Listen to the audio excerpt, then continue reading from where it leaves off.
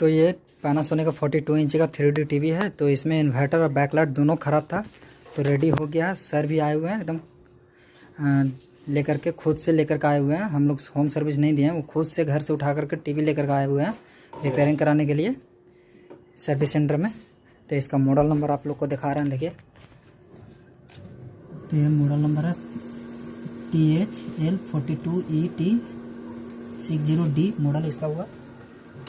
तो ये देखिए, इसका बैकलाइट चेंज हुआ और इन्वर्टर में IC था खराब, वो चेंज हुआ है। तो सर यहीं पे, सर से भी बात कराते हैं आप लोग को कि कैसा लगा। सर कैसा लगा काम आपको? Very good service. आया सोचा था होगा का नहीं, तो आप लोग बहुत सर ये जो टीवी है सर, और किसने आप किन्हीं को दिखाए थे टीवी, तो वो क्या बोले?